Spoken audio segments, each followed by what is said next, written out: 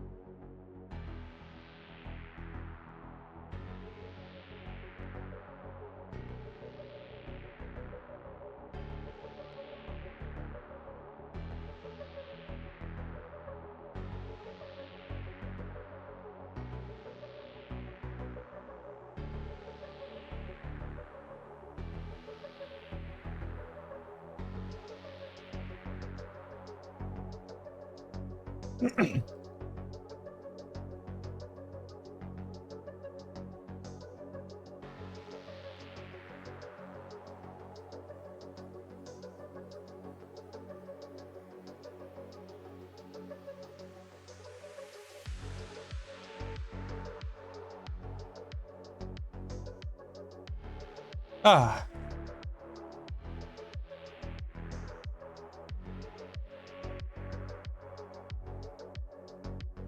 Well, Blight is playable, Sirke.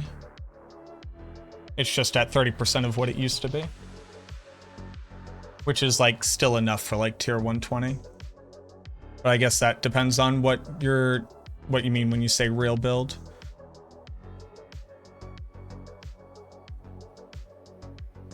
Blight right now is super meta. It's going in the garbage can in Season 5.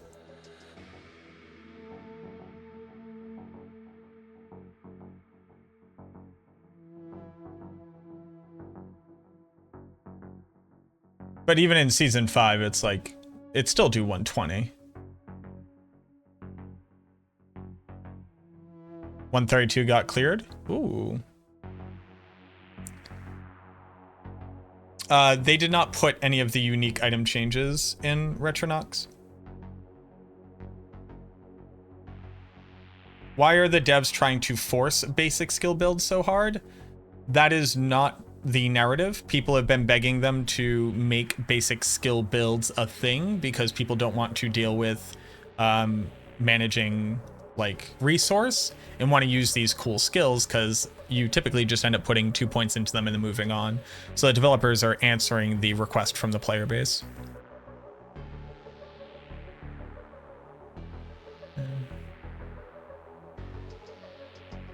I play Diablo often, so I never got good enough gear to do Uber bosses, but this season I have an okay start on Necro. What's a good DPS benchmark for Uber bosses? If you can run tier 80 pit, you will be able to do Uber bosses easy peasy.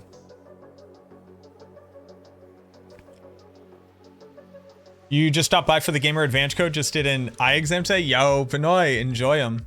Shout outs to Gamer Advantage. Angry enough for a constructive criticism mini video. We can do it.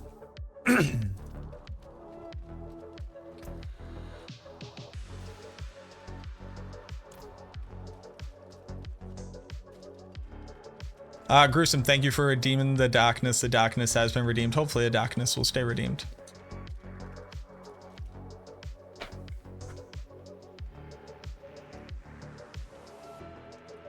It just cleared 132 is what Srock said, but 500 million DPS is enough to do 120. Bloodlance currently does 120. Did they fix the game? Can you buy it now? Yeah, I would say so. I would say if you bought the game right now and played Season 4, you'd have an absolute blast.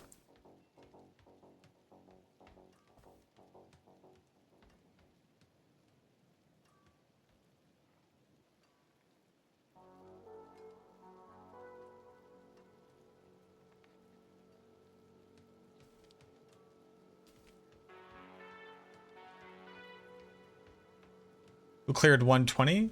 Their name is Lance is Dead or something like that. They have a video up on YouTube. I believe they uploaded it to YouTube. But it's Lance is Dead, I think their Twitch handle is. Lance, are you in the building? Can we do a review?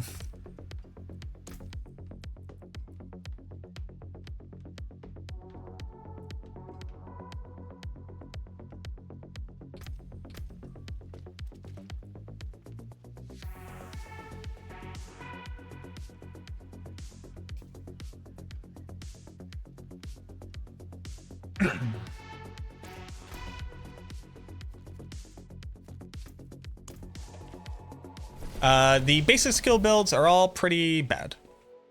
I would say F tier builds.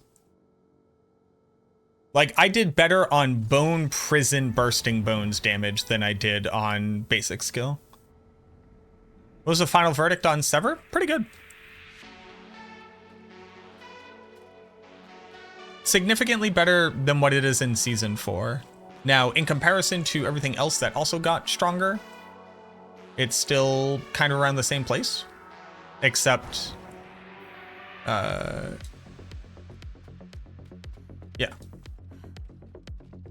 That's kind of it.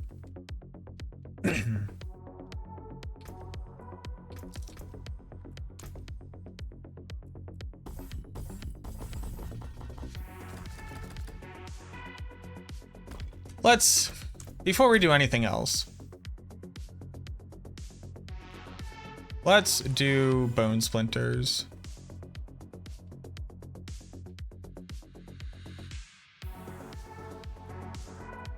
Let's do bone splinters. Let's just do it.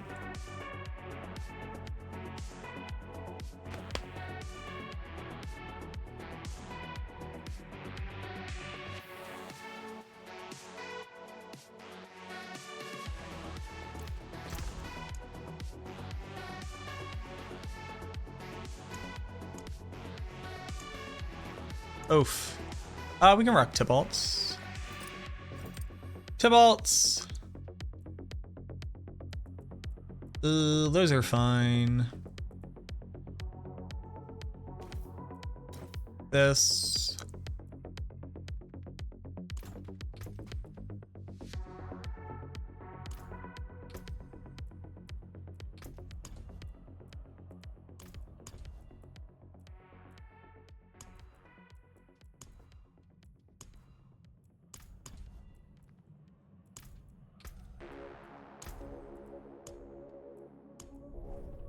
Let's do Splinter.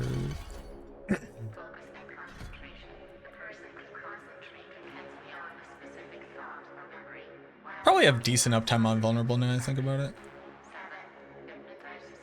Sure.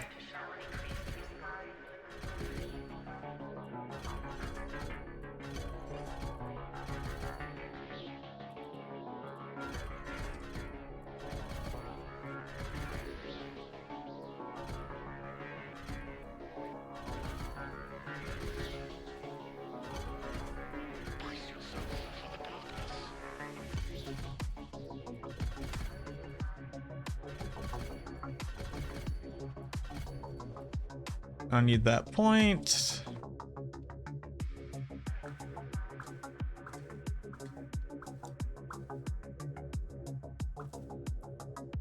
I can run Bone Prison for vulnerable uptime too. Cooldown. Sure, I should be able to spam it. So I think we can lose this and do this, and then do this, and then crits all handled. What the fuck boots aspect is in season 5? This one? Yes, Cursed Aura.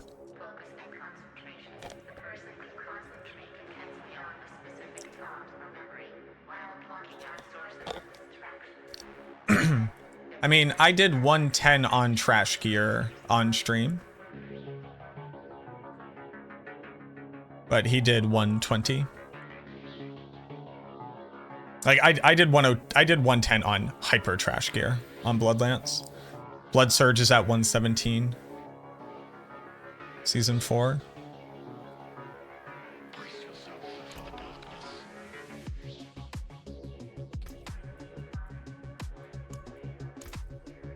Hopefully the last Paragon board.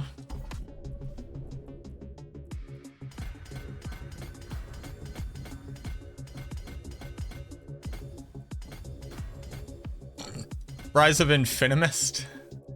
I wish. No. Sadly, Infinimist doesn't get to play.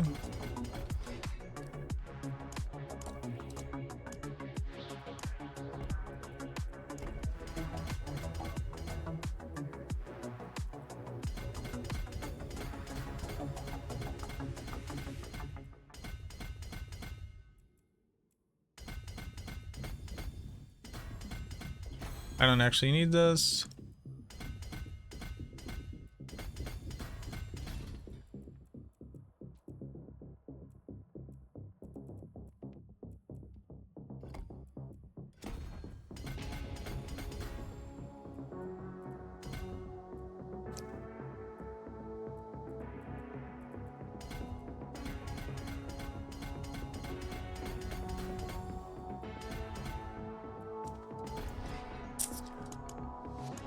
Maya he, Maya who, Maya ha, Maya ha, Maya he.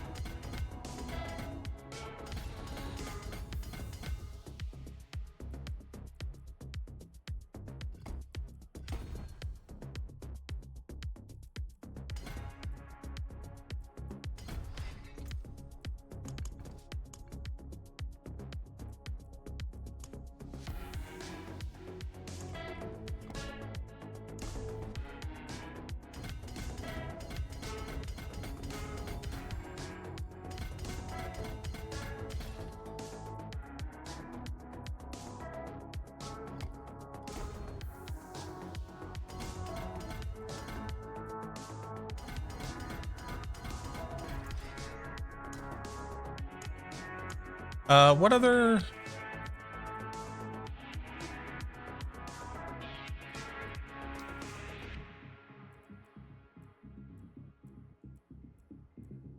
Sacrificial?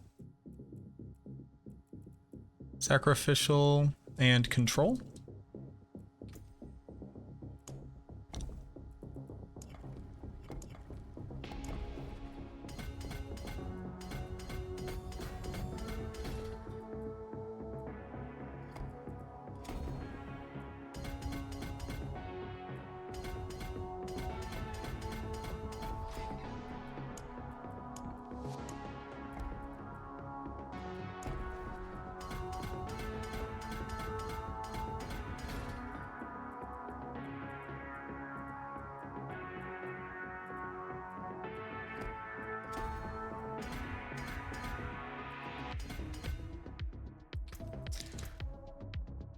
I need res.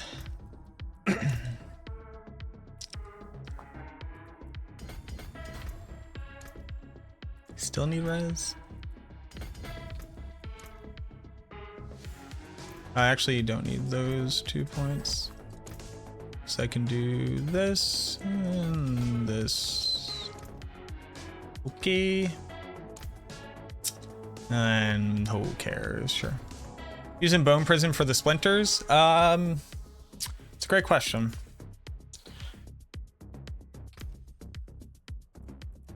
It's a great question. It's a question that most people would ask, I think. You probably should.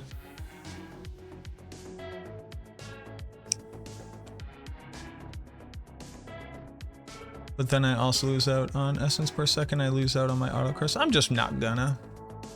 I want to use Bone Prison anyways, though.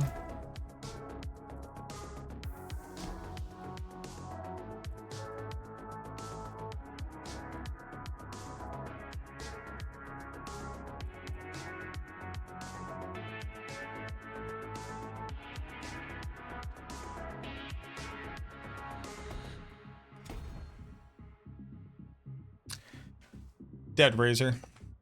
Get bent. Okay.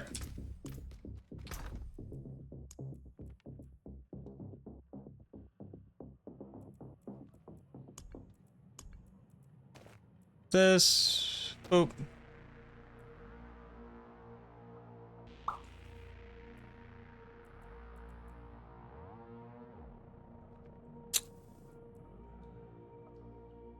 I need bone splinters, shoot twice.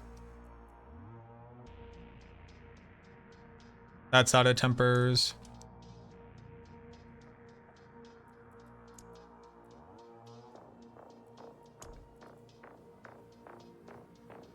That still has tempers.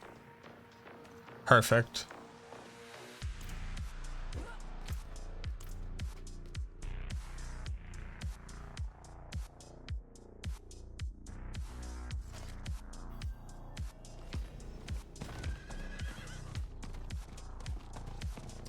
Which what build is interesting playing in Season 5 if Bone Spirit hit more damage than actual season?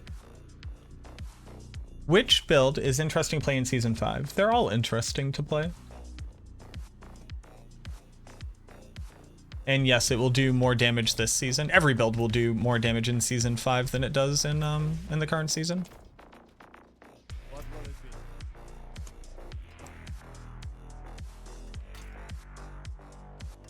be? No, not that.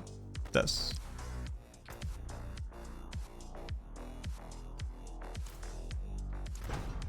Except for Blight. Except for Blight.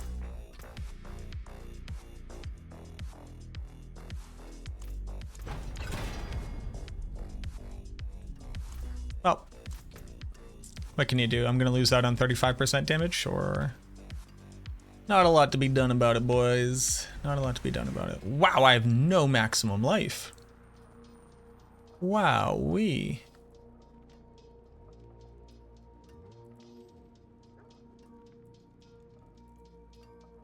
Also, where'd I get 13,000 armor? Oh, from Trag'Oul.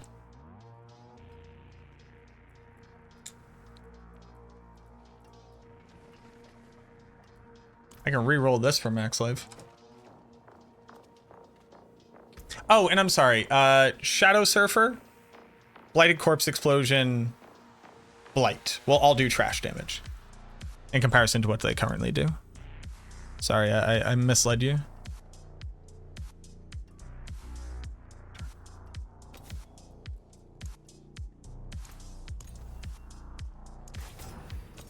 There we go, maximum damage.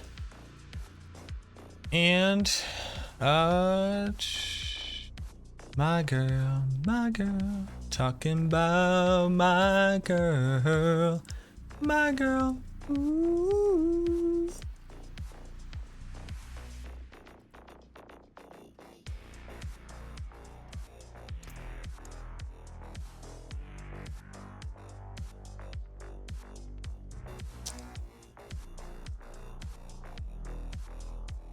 So I can get 30% attack speed, or I can get a 1.45. I wonder which one would be worth more damage. Let's see. Talking about my girl, ooh, Kettle's hot. What do you ooh.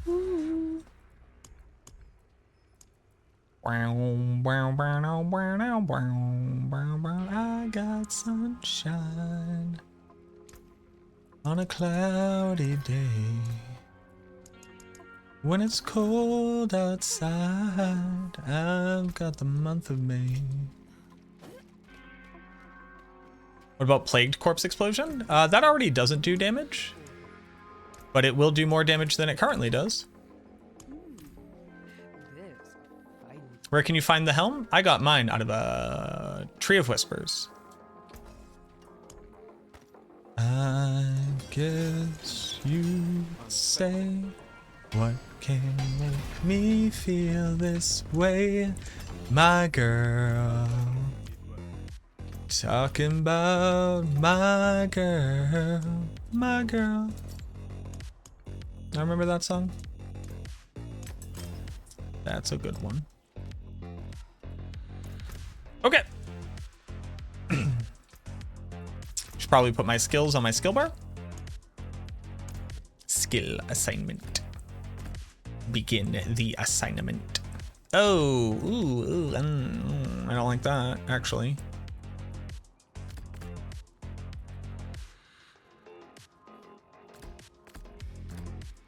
We'll do it that way. Did Lance's dad send a screenshot of his 120 clear?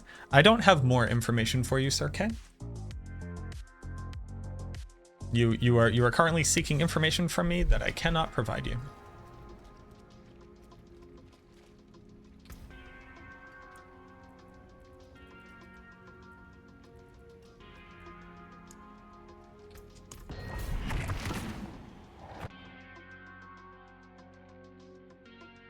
Hell yeah, brother. Best DPS Necro still Golem? Nope. Bone Spirit. It's been Bone Spirit for a while now. Shin, thank you very much for the follow.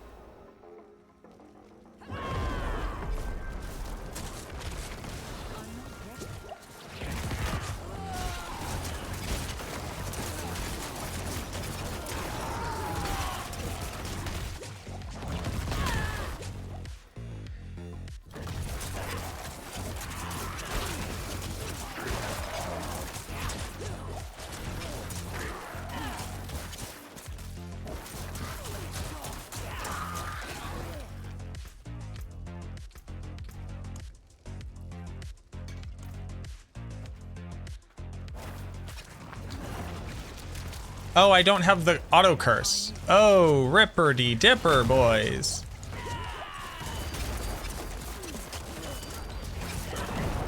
Well, that's a problem. I'm not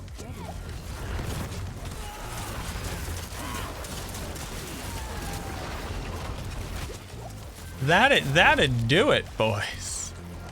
I'm not ready.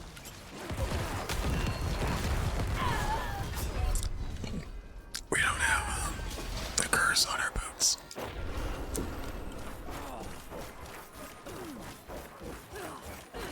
All right. Can't run that.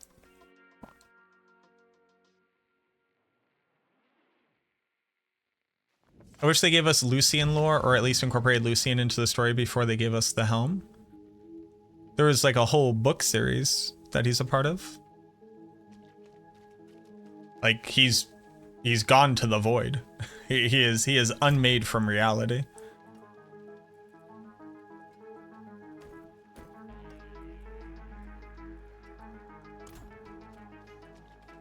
Magic is neither good nor evil. How may I help you? Kind of had his arc. We also don't know any of the story of season. Well, we know the quest, I guess. We do know the quest. Yeah, I was about to lie to you. We know the quest. Yeah, he's not dead. He is unmade. There's a difference between the two, because a dead demon just resurrects back in hell. How much essence regen do I have? A lot. An amount. An amount, I would say.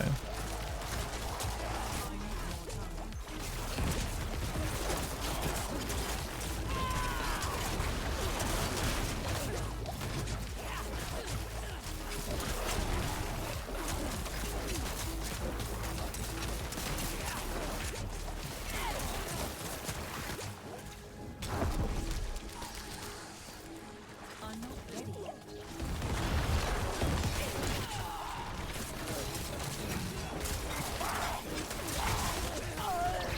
Okay.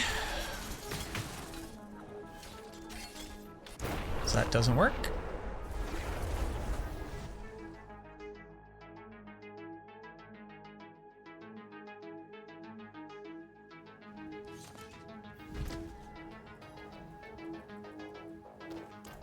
So we put the pain gorges back on.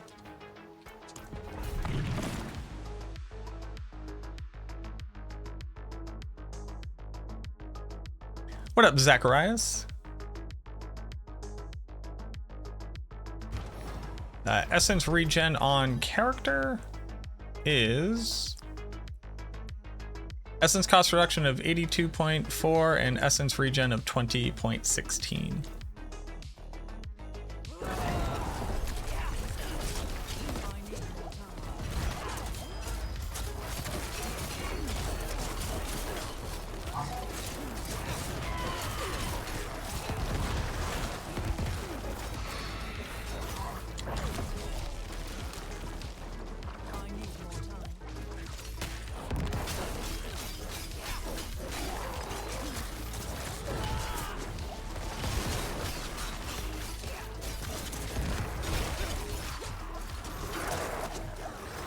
I need more time.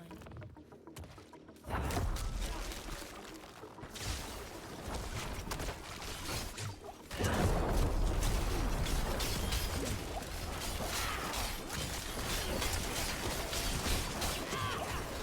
I'm not ready.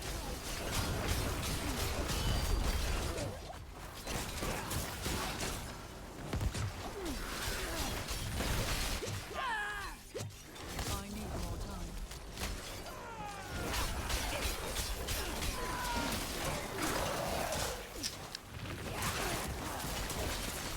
I do not have any potions. I'm not ready.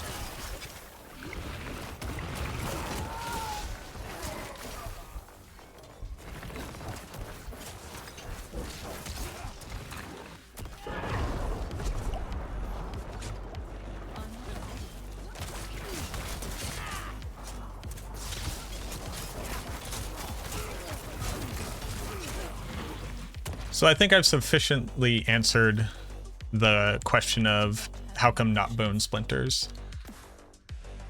So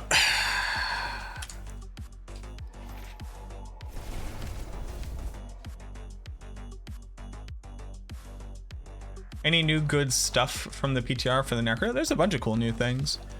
You can do like a Shade Mist and Infinimus build. You can do Bone Prison for damage. OP Shadow Blood Wave. None of them are strong or good, but they're funny. And they are capable of clearing tier 100, so that's kind of cool. Bone Spirit is going to be like one of the strongest builds in the game once they fix the quintillion damage stacking of Druid and Sork and the auto executing of the Rogue. Will like vaguely be part of the conversation.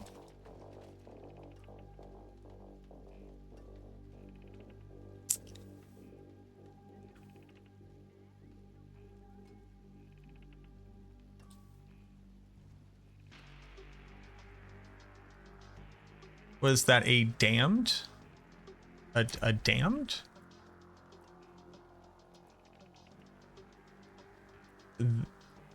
On like the Sever gloves when I had it? It was at one point. OP Hemorrhage not work? No, it won't. It's bad. And in fact, I'm gonna go on a rant. Everybody, it's video time.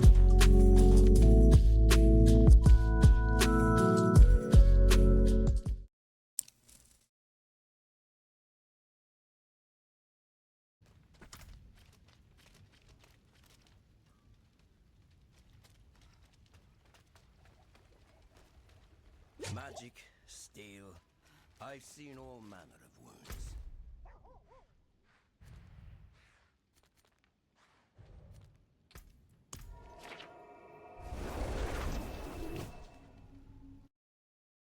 Watch as Woody raids us now. Yeah.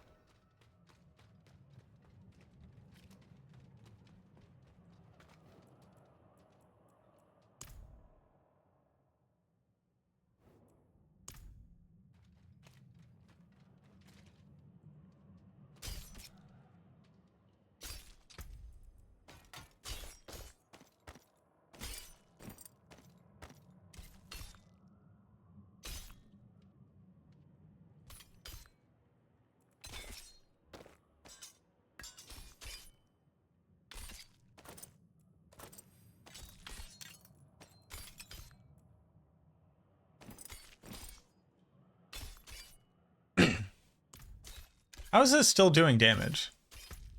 Stop.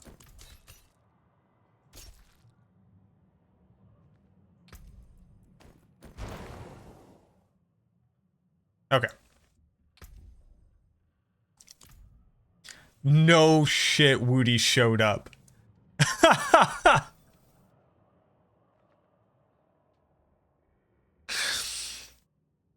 Hey, how's it going, Woody? I was about to start recording a video. This video is labeled the 4 basic skills on the Necromancer don't do any damage. We just got finished testing all of the basic skills in the game for the Necro. None of them do any damage except for Reap, and then it does about 20 million DPS. So welcome on in, everybody, from Woody's stream. What up, Slender J? What up, Dash Hacks? Thank you very much for the follows. Hi, everybody. My name is Macrobio Boy. I'm the Necromancer class lead for Maxroll. And mostly I've just been slamming my head against this PTR asking the question, why won't you do damage? For the vast majority of it. I literally just went, all right, it's time to record a video. And then chat, who knows that Woody will always show up when I'm recording a video, and he's positive that's all I do all day. He's not wrong. Here it is. But we were about to do a breakdown of why basic skills just don't really work on the Necromancer kind of as a class as a whole. Actually, to test this, I do have to do this real quick.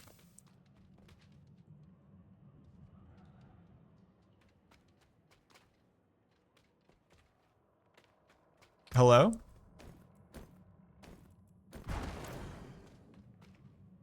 Hello?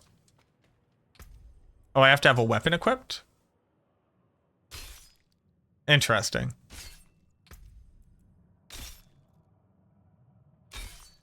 Oh, and the curse doesn't trigger Iron Maiden, doesn't trigger Pain Gorgers. That's great. That's super cool.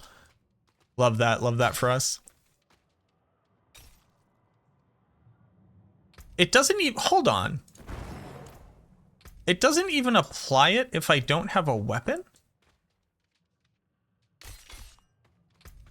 How come it is now?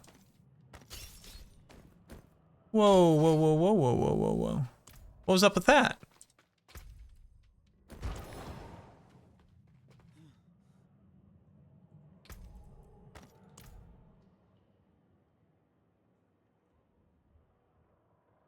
What?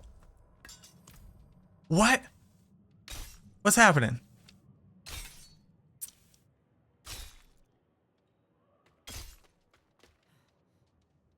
What? Fucking what?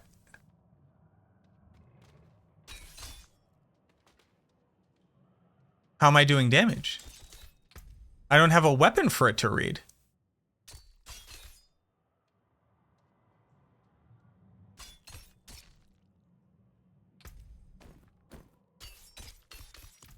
Huh.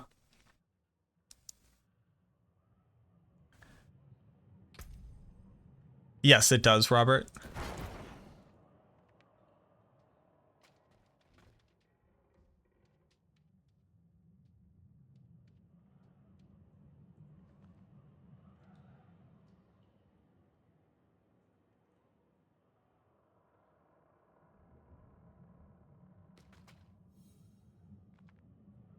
All right.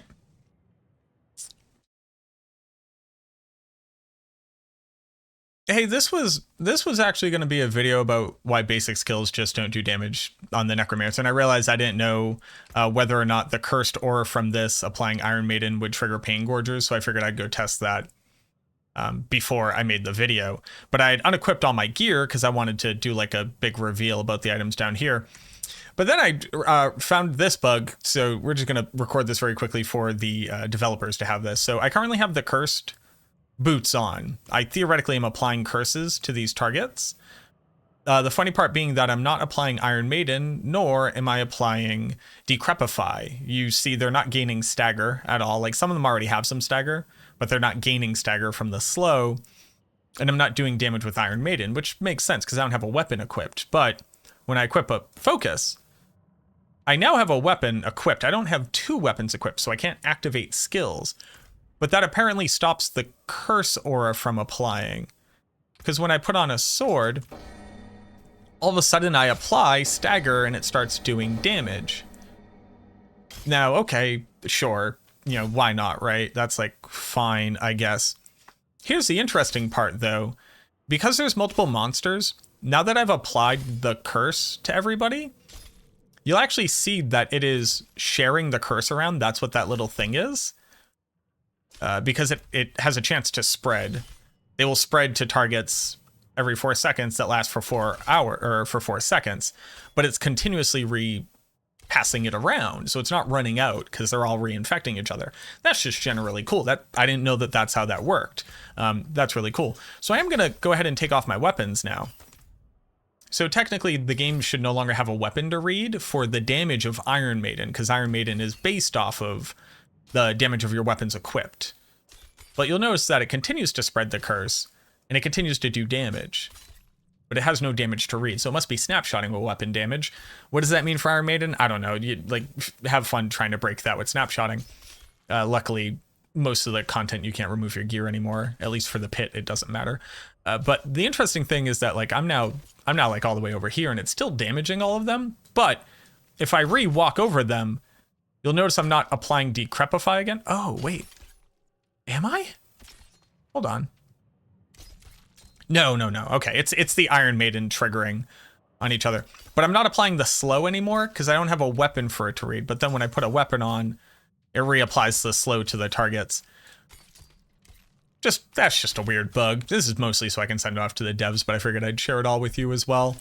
I don't know, man. Sound off down in the comments. What other weird stuff did you find? I definitely didn't find everything, but like, sure, man. Infinite no weapon curse. do with it what you will.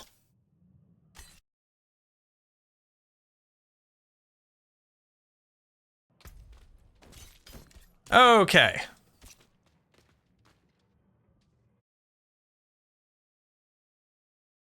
Weird curse aura snapshot bug. I don't even know how to. I don't even know. I'd like. Just let me play. Let me play the class. I want to make a video complaining about basic skills.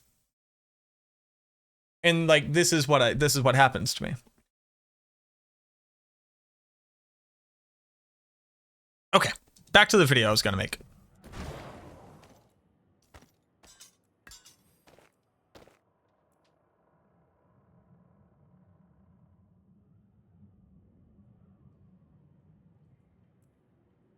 Luckily, season 5 doesn't come out for a month.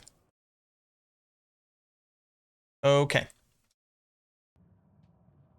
Alrighty, y'all. This is going to be a video essay introducing you all to the 6 horsemen of the basic skill meta apocalypse. And on top of that, basically a short video plea to the developers to give the Necromancer a basic skill that matters. I've tested all of them, except for Decompose because it's trash. You'll let me know if you think Decompose is good enough. Basically, it won't work, and I'll explain to you why it won't work, but that's the only one I didn't try. I tried Hemorrhage with Overpower. I tried Bone Splinters with Bone Prison and Pain Gorgers. I tried the Blood Surge with and without Pain Gorgers, which you shouldn't use it with Pain Gorgers, and I'll talk about that in a second. And I tried Reap. Reap is actually like almost decent enough. I'll just like cut to the chase. Reap does about 20 million DPS, and you might think like, holy snap, that's a lot. To be able to do tier 100 Nightmare, to be able to do tier 100 pits, you need about 100 million DPS to be competitive, and not even really. That's to finish off the entirety of it in about like 8 minutes or so, depending on your build. And most people are speed farming tier 101 between 2 to 5 minutes on basic builds at this point. So even the best outcome is Reap, and Reap is mid. So I want to talk about it, but first, to be able to get an idea of it, you need to understand the unique items that are going to be a part of this kind of revolution of basic skills in season 5.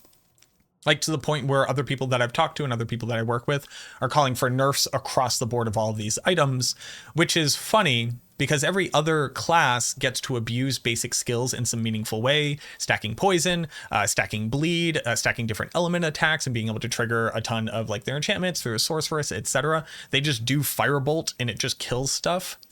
Whereas the Necromancer has never had a good basic skill build.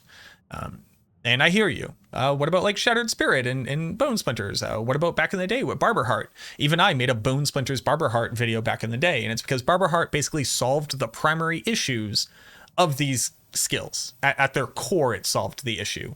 Let's go ahead and talk about the items, because I think after talking about the items, it's going to make a lot more sense. So the first thing that basically everybody is going to be equipping to their character is the Shard of Varathiel. Shard of Varathiel. The shard takes your basic skill, makes it cost your primary resource, but your skill also still generates primary resource, so it helps to combat that a little bit. It's going to give you basic skill ranks, but most notably, it gives your basic skill damage a 4 times multiplier. It increases it by 300%. So that's a 4 times multiplier of your total damage. So a ton of basic skill attack speed, maximum resource, which is important for an amulet down there, and then like some all stats is whatever. But just putting this on, and then walking up and casting a basic skill is going to make your skill cost essence, but do a significantly larger amount of damage than it would normally. And that's kind of the crux of the basic skill conundrum. They have a ton of abilities to be able to scale its damage significantly harder than any other skill's damage, except for like Bone Spirit. But the starter damage of the skill is so low that it kind of evens out. And since the Necromancer doesn't have any fancy things to attach to it, the only thing that we get to scale is just its ability to do damage against a single target and our ability to deal damage against AoE targets, to clear trash. Those are the 2 things we need to solve for with just raw skill damage. Theoretically, Pain Gorgers answers the AoE damage portion of it. After dealing damage with a non-basic skill to any target, it has a 3-second debuff on it that whenever you deal damage, it radiates that damage out to all of the other targets, further multiplying it by 3. you can get a 200% bonus on this, so that's another 3 times multi. So we have a 4 times multi and a 3 times multi. We are theoretically multiplying our damage by 12 at this point. Except Pain Gorgers comes along with a little problem of its own. So I'm Bone Splinters. I basically have 100% crit chance. Like if I were to put this amulet back on, you'll notice that I have 100% crit chance. I'm critting all the time. And since Bone skills have a ton of critical strike damage multipliers and care about our essence cost a lot, being able to maintain 100% of our essence and stacking crit multipliers is ultimately how we do damage. Now, I'm going to apply the mark to everybody around me with Bone Storm, theoretically a super good synergistic system here. So I Bone Storm up, you'll see this little Eye of Sauron ability, and then whenever I deal damage, here, you'll see I'm doing damage all around here, but what you'll notice is that the damage being dealt to all the other targets doesn't critically strike. So while my damage is in the 6 figures, the damage that I'm doing around to everybody else is a whopping 4 figures. So I'm doing about 6,000 to 8,000 damage, whereas against the primary target, I'm doing almost 200,000 damage. That's the numero uno problem here.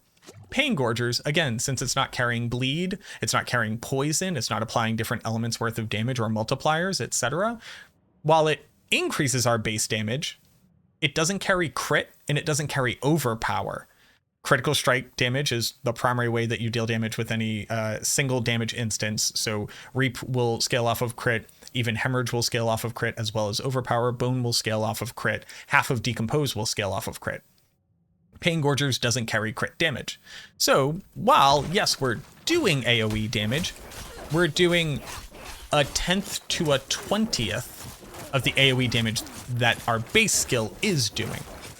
And then as you continue to stack on more multipliers, you'll just notice the discrepancy between these two numbers kind of get larger and larger. Because it turns out, like the vast majority of stuff that we have, like Iron Golem, is a huge crit multiplier, as opposed to just like a generic damage multiplier here. Okay, great. The other items that are going to be relevant to this Doomsday Apocalypse are basically going to be the inclusion of these 3. It's going to be the Helm of Lucian, which, since Varathiel adds a primary essence cost to your attack, it then triggers Lucian, and then it scales with Lucian. Since it now costs essence, you will gain the benefits of scaling Lucian. So now I'm doing 0.5 mil per Bone Splinters, and I can hit with 5 Bone Splinters simultaneously. So already, I'm doing 2.5 mil multiple times per second. That should be pretty good. Starless Skies, also, since we're spending primary resource, will trigger and then will further reduce the cost of this. And then Lochran not only is going to give us a ton of crit chance, but on top of that, it has primary resource, Varathiel has primary resource, and Lucian all have primary resource. So on this build right now, without everything stacked, I already have 264 primary resource. That is a 2.64 or 160% multiplier just from this amulet. Cool, great. The last item, and I think this is kind of an argument of like will or will not be used on everything. Tybalt's Will classically also has maximum resource on it. It also gives you an additional damage multiplier and has a much sought after damage reduction stat on the piece of gear that we normally can't get. So it will like trigger whenever you get Unstoppable. Most of the other classes are going to be able to trigger Unstoppable whenever they want. The Necromancer would have to use Metamorphosis aspect here, but this will or will not be included in just about every single build because this amulet and this item are also included.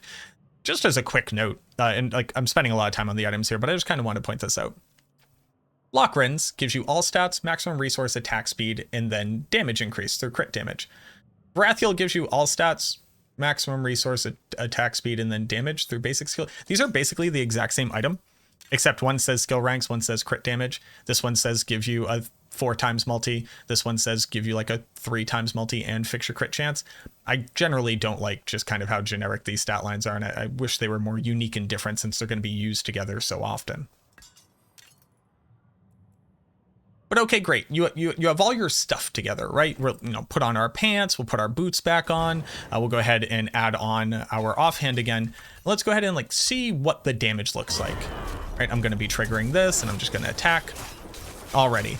So I'm doing, I don't know, without all my multis up right now, I'm doing a pretty significant amount of damage. So each splinter looks like it's doing like 2 to 4 million damage, and I'm able to trigger 50,000 damage in an AoE around me for every single target that has the Pain Gorgers on it. So the difference between like 50,000 and 4 million per trigger is obviously huge, right? So in this case, the build kind of starts to fall apart for the Necromancer in that Pain Gorgers doesn't work for us. We can't trigger our overpower from Hemorrhage, which is ideally how you want to scale its damage as effectively as possible. And it doesn't carry crit damage, so we could choose to instead swap everything over to Vulnerable, which is only a 1.2 multi, and we only have one other option for a multiplier there to like proactively scale it, which would be our Cold Mage Sacrifice. But then we're like choosing to lose out on significantly more damage here, significantly more damage here. There's nothing we can really do about this. And then the vast majority of our multipliers, both in our skill tree and in our Paragon, very specifically either look at our overpower damage. So most notably here, something like Bloodbath only works for overpower damage. It doesn't work for generic blood damage. The increase in damage from the Essence Glyph, if I can remember where I put that thing, right here.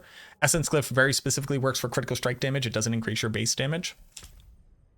So, okay, Pain Gorgers is kind of out. It doesn't really solve the AoE problem for us in any meaningful way. But we can do single target damage. It's not great, but we can do it. You know, doing somewhere around like 20 million damage, even like 30 million DPS on single target isn't the worst. You could eventually do content with this. If you're in the Helltide, etc., you're going to be blasting through stuff. You're going to be like, Mac, what are you talking about? It's a moment that you go try and do anything reasonable, like a pit tier 100 or 101, which is what most people are actually speed farming at this point. Again, 2 to 5 minutes to clear it full out with the boss, with everything. 2 to 5 minutes, most good builds. These builds don't have an AoE option. So then we need to start looking at what is the possibility of these builds to be able to scale their damage. Again, to solve for single target damage and to solve for AoE damage. Well, let's go ahead and look at Bone Splinters and why this one doesn't work. Bone Splinters does not pierce its targets. Bone Splinters, all 5 of them will hit one target. You basically need to be right up against them to get all 5 to hit them simultaneously. And what you'll notice you do as you're moving through scenarios is kill one monster, then kill the next monster, then kill the next monster, then kill the next monster. Okay, well, how can we solve this skill's AoE damage issue? Well, one of the options is in the use of both Bone Prison or Bone Spirit. So the boots Path of Trighoul carry along with it the fact that our Bone Prison will now shoot out bone. Path of Trighoul says that your Bone Prison will now shoot bone splinters. So if I were to actually just cast it like this, you'll notice we have like pretty decent damage coming out of this. Now it's not really AoE damage, it's just bone splinters being individually shot from different directions. But you can add on Bone Prison to increase your AoE damage clear here. Not in a significant manner, because again, our regular bone splinters are doing significantly more damage than this. But if I were to add this onto here, you notice that while I'm killing this guy, my entire Bone Prison managed to kill that boss, and that was it. Okay, so Bone Prison is out. Bone Prison isn't going to solve this issue for us. It doesn't really spread damage around. Again, it's not really AoE, it's actually single target damage. Well, what about the inclusion of Shattered Spirit? Now there's where you start to get a good multiplier on it.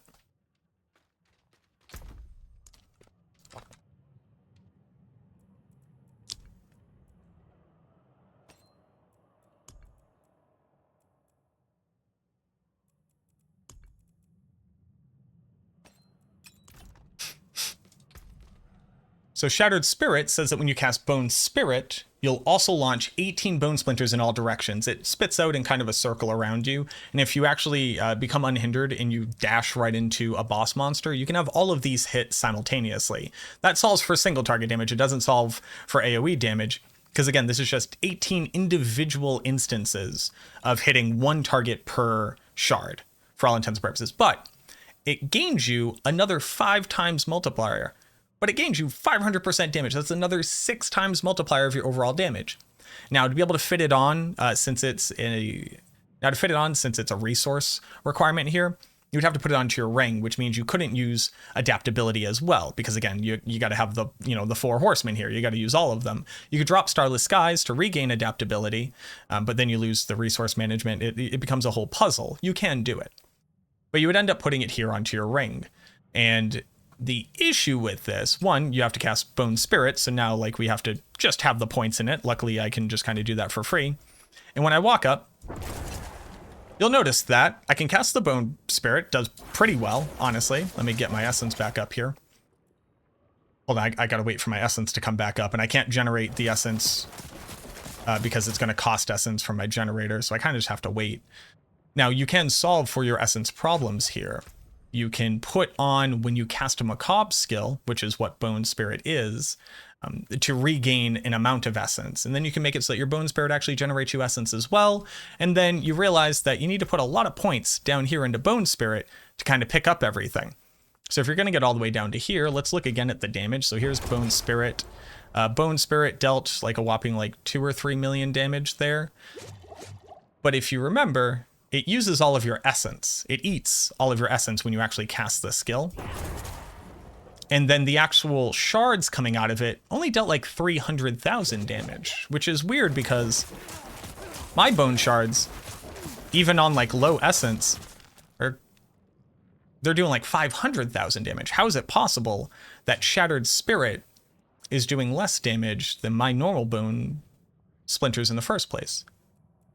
Well, if you go look at how a bone build works, Ossified Essence reads your essence on cast to be able to determine how much of a multiplier it is. This is a 200% multiplier, a 2 times multi here. This is a 100% multiplier, actually 111%. That's a 2 times multi here. But when you cast Bone Spirit, it eats all of your essence. So all of the bone splinters which are summoned from this aspect read your essence as having 0. Now, what's the other issue with reading your essence as if it's 0 when you trigger the effect? Well, Lockrens gives you crit chance based off of your maximum essence up to 100. So if you're using Lockrens to fix your crit chance, then you lose 50% crit chance. And then on top of that, since you have no maximum essence above 100, because remember, I can get up to 272 here, then I lose the multiplier from Lockrens as well. So in eating all of the essence with Bone Spirit, I seriously hamstring my Bone Splinter's ability to add damage to them. Add on to that the fact that adaptability actually doesn't trigger off of Shattered Spirit, because adaptability will only trigger if you actually cast a basic skill, because it has to read your basic skill and how much maximum resource you have at the point of doing it. But one, it just doesn't apply to triggered effects, so this doesn't work on the Bone Prison from your boots either, but it also doesn't work on Bone Spirit, and even if they fixed it to work on your Bone Spirit cast, you'll have 0 essence, so you won't gain the 1.8 multiplier from the aspect. So in building into Bone Spirit, you completely negate your ability to do damage with the Bone Splinters from the aspect itself. So even the thing that like adds on the AoE damage in this regard doesn't really work. And it performs significantly worse than you would first think if you're unaware of how those mechanisms work together. So at the end of the day, I think that Bone Splinters cannot be our basic skill. It cannot be. The things that empower it don't really work. It doesn't do AoE damage, and Pain Gorgers doesn't work with it. Okay, let's talk about Hemorrhage.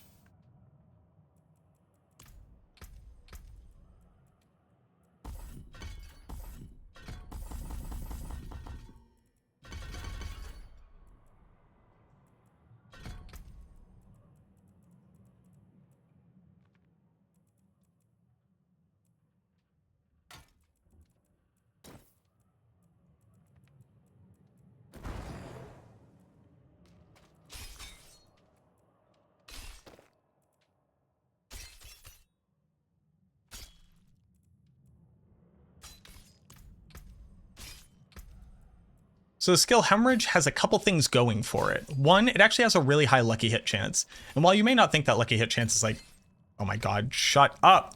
Shut up. Stop. Shh. Shh. Shh.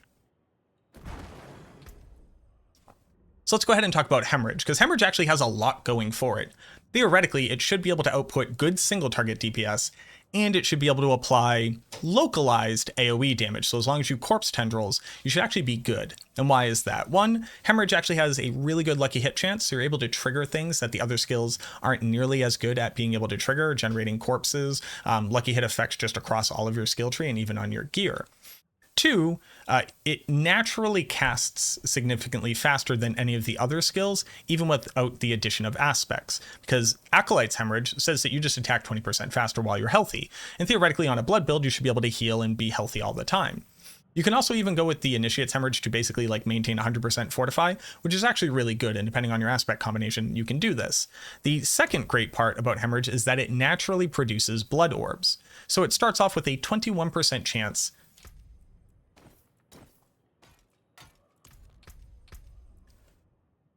So it starts off with a 20% chance to be able to generate a Blood Orb, which isn't great. But that being said, you can temper on chance for Hemorrhage to form Blood Orbs. I have 74% here basically, and 83% chance here.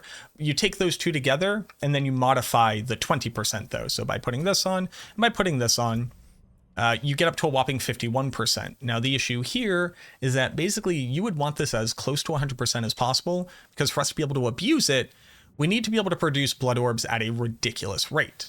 Now, the reason why you can't really fit on more of these tempers, and notice I'm actually using a shield. This means I'm just doing 10% less damage across the board because shields don't give 100% damage bonus to your main hand. They only give 80%. But the reason why we have to use a shield is because, one, we have to solve for survivability, which is a weird problem on a blood build, but like, hear me out, you have to. But the second part is that we need to be able to temper this onto defensive aspect pieces of gear, which means if we want to use this 125% multiplier that basically like fully realizes every single damage build in Season 5 unless they change it, that only leaves us with our armor and our shield. And why wouldn't we be able to use pants with this as well? Well, we have Blood Moon Breaches. Blood Moon Breaches says that we deal 100% overpower damage to cursed targets. And since we can use the auto curse on our boots, this means that we have 100% uptime on curse. So we could gain more chance to generate Blood Orbs, but we would lose 100% or a doubling of our damage. Take into account there's also amplified damage charges, so it's actually larger than that, but we'll ignore that for right now. So to be able to make the build work better, you would have to inevitably sacrifice damage multipliers to make it function, which was kind of the biggest issue that I was running into here, but it's kind of the only way to make it work. Let's go ahead and look at the functionality of it, because on paper, again, it should do pretty well. So let me just, swap out a couple things here really quickly. Because the big thing that we're going to abuse is Rathma's Vigor. Rathma's Vigor says that every 12 seconds you're going to overpower, but if you eat a Blood Orb, you will reduce this cooldown by 2 seconds. And since if you're close enough to a Blood Orb, it will automatically pick it up without you having to move. The idea here is that you will spam Hemorrhage. Hemorrhage will make Blood Orbs. You'll automatically eat them. You will increase the rate at which you overpower. And not only that, Hemorrhage says that if you eat a Blood Orb, your next Hemorrhage will deal damage in an AoE. So we found a way to proc our overpower. We found a way to do AoE damage. Now let's look at it in practice.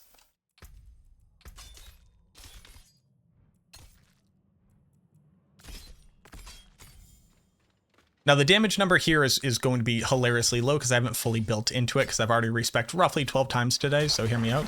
But we're going to sit here and we're going to attack. You'll notice every single time we get that kind of explosion, it's because I ate an orb. I was able to consume an orb and gain an overpower stack. And then you'll notice I overpower, and bada bing, bada boom, I do my overpower to everything around me. Now, the build does run into some issues, most notably in its essence management, because it attacks so fast that you often will run out of essence. So we're already negatively impacting our output from Lochran since we can't maintain 100% of our essence management, but like, let's give that another shot. Okay, we're up. We're basically at 100%. We're actually doing really well here. The other benefit is that whenever we AoE, it's going to deal that damage to everything around us as well, generating more essence.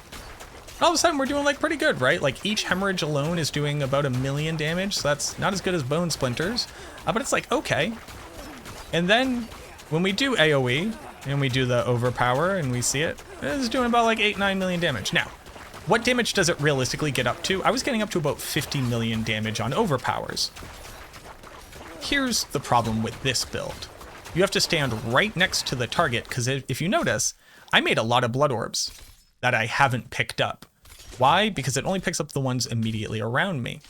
And while I'm doing this and waiting for Blood Orbs to randomly generate on top of me close enough to be able to trigger this effect, I'm wasting all of these ones all the way around. On top of that, I'm taking damage. Because it takes so long to rotate through to get to an overpower, you'll often be fighting packs of monsters through multiple casts of Grasping Veins or through Corpse Tendrils. That means that inevitably you'll start taking damage. The moment that you drop beneath healthy, even if you're healing very fast, you stop counting on Rathma's Vigor. And you won't continue to start counting until you go above healthy again. Losing healthy status as well loses us our increased attack speed on the actual skill. And the major issue that you run into is every single time that you drop below healthy, even if it's just for a second, and you get back above healthy, it starts the timer over for that count. So it won't, if it's stuck at like 10 seconds, it'll start back at 10 seconds again, and then start counting up to 1 second. If you drop below healthy, it'll start over at 10 seconds again. This very small, like, inefficiency, this very small resetting of that timer every other time that you get hit by a monster, or if you're standing in AoE damage, drastically reduces your ability to trigger Rathma's Vigor at high enough rates to be able to do damage. On top of that, you end up having to kind of do this little flicker step maneuver, where you actually have to run around and go pick up the blood orbs to be able to actually like benefit from this at a high enough rate to kill monsters. So in stagger stepping, we then lose out on all the benefits of the AoE damage and the ability to just kind of sit here and attack at maximum speed. Also means we have to use things like Undying, which will heal us every single time that we cast a skill just to maintain above healthy the entire time. Now, there's ways that you could solve these problems. The first one would be Temerity instead of Blood Moon Breaches. Overhealing this much all the time would generate basically infinite barrier, but then you lose a 2x multiplier, so then your damage goes down the toilet, and your ability to do damage against a single target becomes very bad. Where does this leave us with this setup and how strong this can become? This felt the second worst. So Bone Splinters was by far the worst that I actually tested. It doesn't do AoE damage, its single target damage actually isn't good enough. Hemorrhage felt good when it performed, and anytime you hit a very slight hiccup, a little bit of poison damage, or any damage over time, or a consistent DPS source like a lightning hose, or a fire enchanted monster shooting out the little fire explosions, or shock lance, or electrified shooting charge bolts, basically the build turns off to the point where it doesn't even function at the rate that it should in it like a near perfect scenario. Okay. Hemorrhage doesn't work. Bone Splinters doesn't work. Hemorrhage has better tools than Bone Splinters, but still doesn't work. And again, Pain Gorgers will not work for it because you can't overpower. What does that leave? Well, we have the skill Reap. And Reap's not that bad.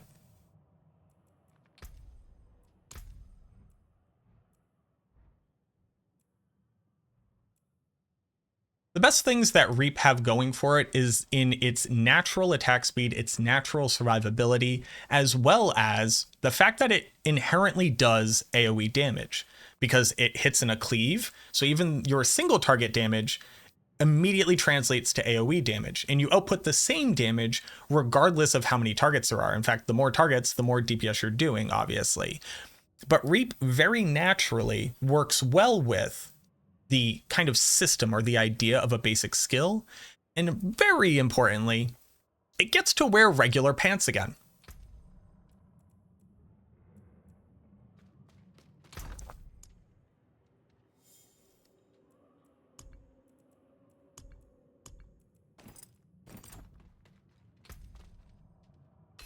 Basic skills come on your pants. That's where you get the skill ranks to it.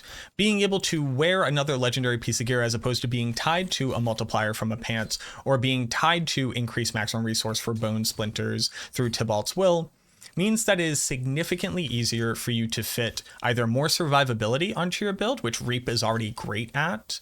All of these builds theoretically could use the Might aspect for an additional 20% damage reduction, but Blood wants to use Blood Moon Breaches, Bone wants to use Tybalt's Will, so it can't really fit that survivability on.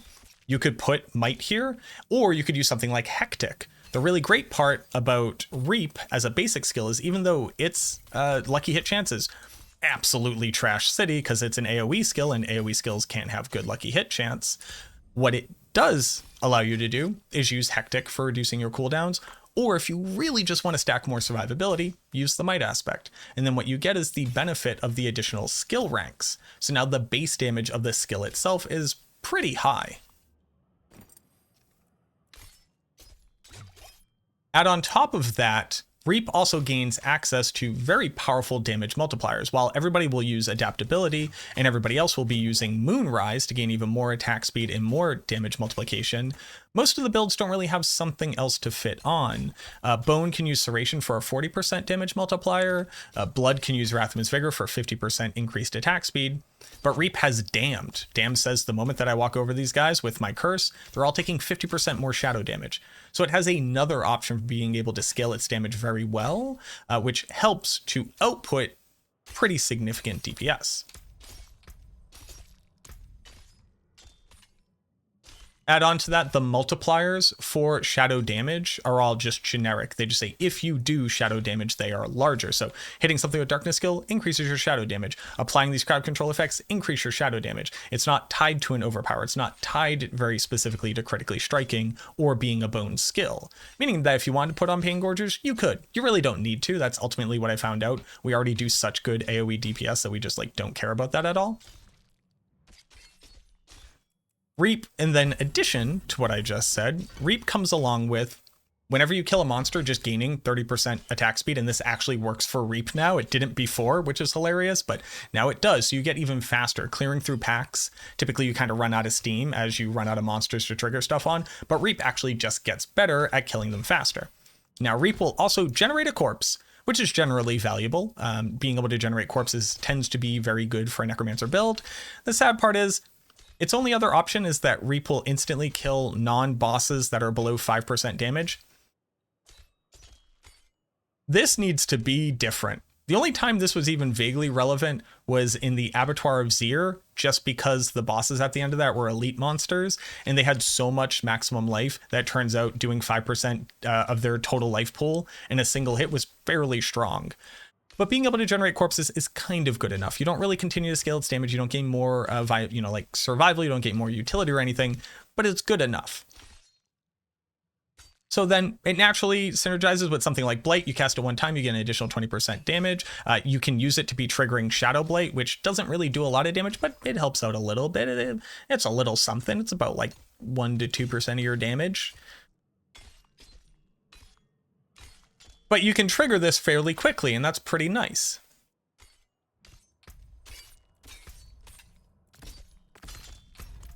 And again, it does its AoE damage for you.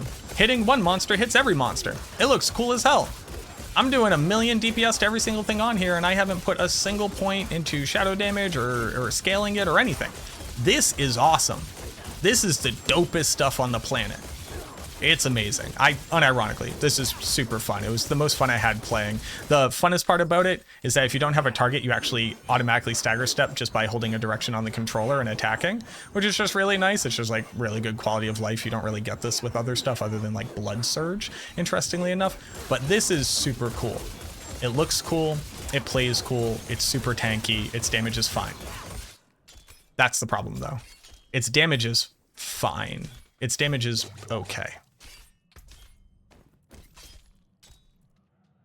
While my Shard of Varathiel is not perfect, I'm missing 80% damage here, which is significant. That's a pretty decent amount of the total multiplier. The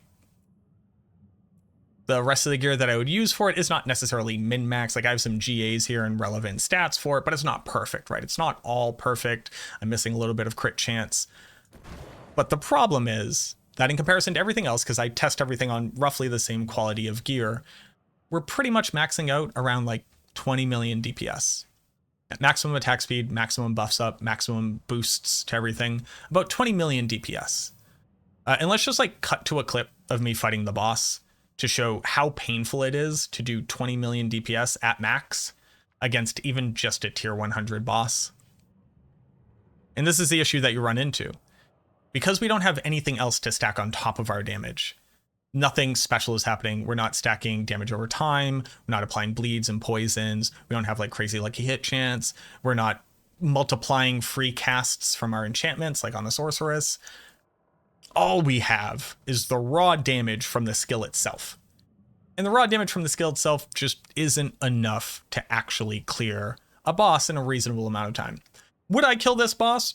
Absolutely, I would kill this boss. It's not some kind of secret, right? Given enough time, I will kill this boss. Am I going to feel good farming tier 100 pit in 8 minutes, 10 minutes? Probably not, because this kill speed is the kill speed that we bring to every single pack of monsters. Yes, we hit everything. Yes, once we kill a pack, we get to move on as opposed to leaving stragglers, but everything just generally takes this long to kill. So Reap, sadly, cannot be our savior here. Now, I hear you again. Mac, you didn't touch on Decompose. You didn't talk about Decompose. Why would you not do Decompose? Let me just very quickly rifle off the issues with Decompose. Decompose has the issue of darkness skills in general of duality. It does damage over time. It also deals instantaneous damage with its corpse. It also deals instantaneous damage when it generates a corpse. So do I scale the damage over time, which can't crit, doesn't gain anything from increased attack speed, you can't spam it to make it do more damage? Or do I scale the explosion damage, meaning that I'm waiting to apply literally damage per second, because it will create a corpse once per second, and when we create a corpse, it will explode. It doesn't do more against a single target, and to be able to make Decompose better at AoE damage, you have to add on the rotting aspect, which makes it hit multiple targets. Then you can spam multiple explosions, so the AoE clear isn't that bad, but its single target damage suffers again. If I scale the damage over time, I'm basically ignoring half of its damage potential here, and also the explosion damage does not scale with skill damage. So right now it does 28,000 to 34,000, putting skill ranks in. Does not change how much the explosion damage does. So we're naturally incentivized to scale its damage over time, but its damage over time can't crit. Similarly, it does have different abilities. One will slow down the target so we can stagger pretty decently and gain some movement speed, which is not bad. Or we can apply vulnerable, which is actually also pretty valuable. Having 100% uptime on vulnerable with a basic skill build is actually pretty difficult to accomplish. The issue that you run into is that Decompose doesn't trigger some of our very important lucky hit chance skills in our skill tree. It doesn't trigger Hued Flesh. If you cast Decompose, if you channel it for long enough, you'll make a corpse, but you will never trigger Hued Flesh. Similarly, you'll never trigger Abhorrent Decrepify. So in these ways, we lose out on a lot of the functionality of the Necromancer and being able to reduce our cooldowns, as well as being able to generate additional corpses for things like Gravekeeper or Flesh Eater, be able to consume them quickly. And then that changes how valuable Scent of Death is, etc. So it has the duality issue. Either we do dot or we do crit, and neither one is particularly good. It doesn't work with a lot of our different skills, and then it doesn't get anything from increased attack speed. So this sword giving you increased attack speed does nothing for it. Lochran's giving you increased attack speed does nothing for it. It will work with things like Lucian, it will work with things like Starless Skies, but it ramps up the triggers per second. Spam casting it will make it work faster, but if you spam cast Decompose, while you won't do more damage, you also lose the channeling effect, so you actually won't gain the actual corpses that it normally creates, and then you won't get the explosions. So it doesn't work with like basically half the stats that would be good for it. It does scale with the multipliers that are available, but it does damage over time, which then can't crit and can't scale further. Obviously, we don't care about Pain Gorgers because we already do AoE damage, so we don't gain anything from that. And our single target damage is just really bad. So that's why I didn't even test Decompose. You can do it. Again, let me know. Are you like clearing tier 110, tier 120, and I'm absolutely wrong about this? Let me know. But the Necromancer doesn't have a good basic skill. And because of that, we don't get to enjoy this absolute deluge of empowering of basic skills. And when other classes are saying, hey, these effects are so strong, we should probably nerf them, I just kind of stare at my skill tree wistfully going, why don't we get to play too? So that's kind of my way too long dissertation on why basic skills just don't work on the Necromancer. Ultimately, I would like to see them either do significantly more damage, be able to proc more interesting effects, have just innate more power given to them inside of the skill tree itself, be able to work better or at least fix some of the bugs where they don't work with some things. The changing of Pain Gorgers, at least be able to apply crit damage and overpower damage, so at least we can scale that and apply that in some kind of meaningful way. And then very specifically, the conundrum of bone builds, where the strongest thing that will multiply your bone splinters damage stops your bone splinters from scaling with their primary damage scalers, so you can't even use things like that. If you actually end up building out the Bone Splinters with Shattered Spirit to a high enough degree, you realize you should actually just be casting Bone Spirit because you're doing the full rotation of Bone Spirit to have a half damage version of it. And if you just move all those points into Bone Spirit in a clip like a real weapon, you'd be doing 5 billion damage. So that's a conversation that I just want to get ahead of, because it's just hilarious. It's kind of like this natural through line where you go like, well, if I do this and I do this, wait a minute, hold on, I'm a bone spirit build, and now you're playing the best necromancer build that exists. Let me know what you think down in the comments. I'd like to hear from everybody. If you're brand new here, consider subscribing to the channel, leave a like on the video if this was eye-opening, or at the very least help to validate some of the issues that you've been experiencing trying to make this work yourself. Thank you very, very much for watching this super long video. I hope that it helped, and I look forward to seeing you in the next one.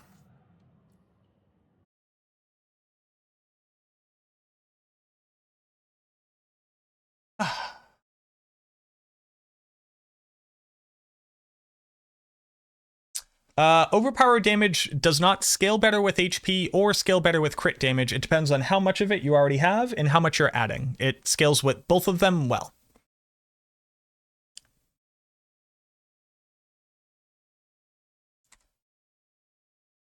Behind the scenes of it all, hey, no problem. I do need to cut this down because that was like fucking 40 minutes. Basic skills just don't work. I'm going to cut it down significantly, but yeah.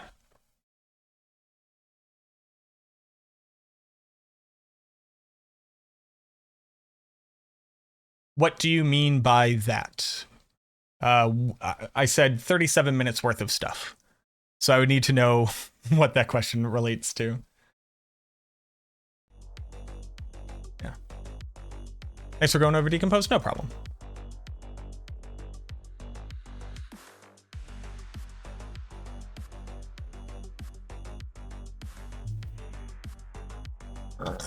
Excuse me.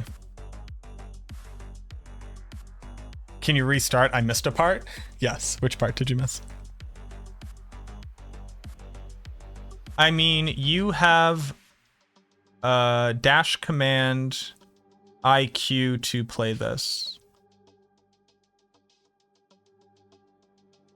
Sir, and I'm going to assume you're a sir. I'm just going to assume your gender real quick, real toxically. Sir, I'm going to need you to learn how to properly structure a sentence in the English language if you're going to try to mock me. You just got to do better than that, boss. So on the internet, so like grammar and linguistic elitism is one of the more toxic things that we do as a human being and as a society and as a race.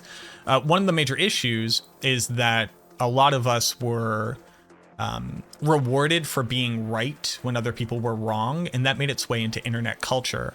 So for a very long time, one of the highest things that you could accomplish is in correcting somebody's speech or correcting somebody's spelling. Somebody used the wrong there, which spoke to just like an absolute ignorance of the fact that not everybody speaks like primary American English as a first language, and even English doesn't speak English the same way depending on where you speak it. But what I need you to do is literally get better at mocking people, because I will tear you apart because your sentence is shittily constructed. So I will weaponize that toxicity against you because you sound stupid and I want to make fun of you for that. So say a basic skill has 50% lucky hit chance and you get 10% on your gear, you add 5% to that 50% making the skill. So the lucky hit chance equation is base skill coefficient multiplied by 1 plus your percentage bonus lucky hit chance multiplied by the coefficient of the effect. Do I think these uniques will be toned down? I sure fucking hope so. Wattforce, thank you so much for the 500 bits. Wattforce says, appreciate your content and insight on Necros. Thank you, Wattforce.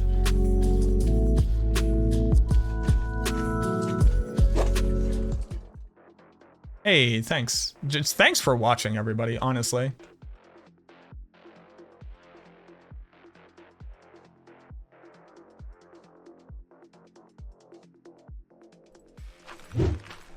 Hamada, Dangerston, Ugly Butters, Papillion, Silex, JW, the person who can't write a good sentence, Aspen Rose, Throne Hall, Bearded Gamer, King, Bolican, No One Rules, Vanderhagen, Platinum, Elfin, Mats, Sir Squisho, Ghost Prophet, Steffi, T. Baggins Whitemane, Snid Fizzle, great name, Nestreza, Twisted Metal Dark, and Slender J. Thank you very much for the follows.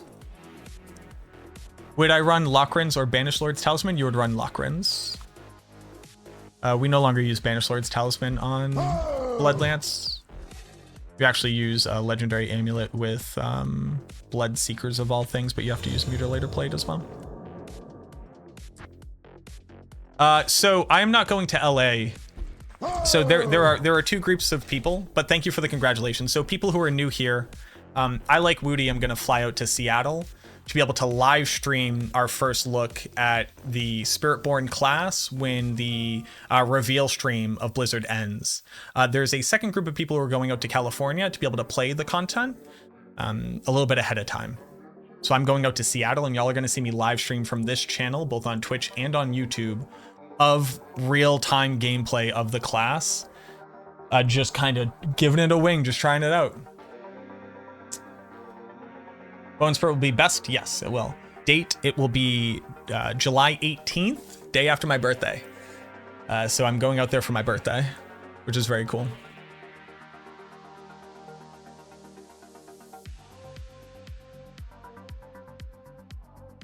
Looks like I missed the whole thing. Can you start over? What up, Schnitzel?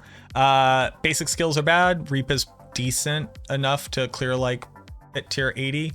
And Sever is pretty good. Thank you, Chano. What about for leveling? For leveling, no. Because you can't level with these things because you need all the unique items to empower them. What if I fall in love with Spiritborn and we won't get Necro content anymore? So that's, I mean, one, that won't happen because I'm like contractually obligated to work on the Necromancer, and I wouldn't want to give it up. I've worked too hard to become like one of the foremost leading Necromancer players, so I've worked too hard on that. You need help picking an ice cream. Coffee. Coffee is my favorite ice cream. Well, I can do a tier 100 on Reap, just not fast. And I mean, like, maybe not before the timer runs out, but you can do it. Coffee ice cream is the best ice cream flavor. But so the Spiritborn is going to release, right? The expansion. Yeah, so coffee ice cream actually doesn't have caffeine or coffee in it at all. Interestingly enough. Or at least most you find it around coffees don't. But it is in the cooking of a coffee bean and then drinking its juice that hurts me. No, Sever's actually pretty good because you don't actually have to ramp damage anymore. You ramp a little bit, but not as much as you used to. It doesn't even use Blighted. Why do you say so often? Do you have other stuff? I know I'm giving you attention and that's what you want, and it's like, oh, I'm getting under his skin. I'm not, I'm mostly just like curious. What do you got going on, boss? How's your Monday? I like to win people like you over because it makes me feel superior. And also it means you stop wasting my time.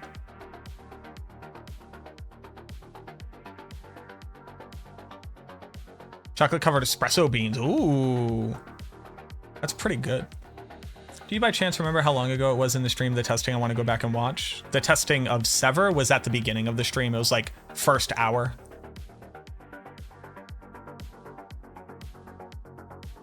But so the Spiritborn, when the expansion comes out, everybody is gonna want to watch the new class. So, people are gonna want to see the new class. People are gonna want to experience the new class. I want to play the new class because I've played the other classes. I don't fucking like them, but maybe I'll like the Spiritborn. And I will want to cover the Spiritborn. I will also want to cover the Necromancer. Because it's an expansion, everything's gonna be different. Everybody is gonna like be doing it. So I live in this weird world where like I'm just gonna have to do both.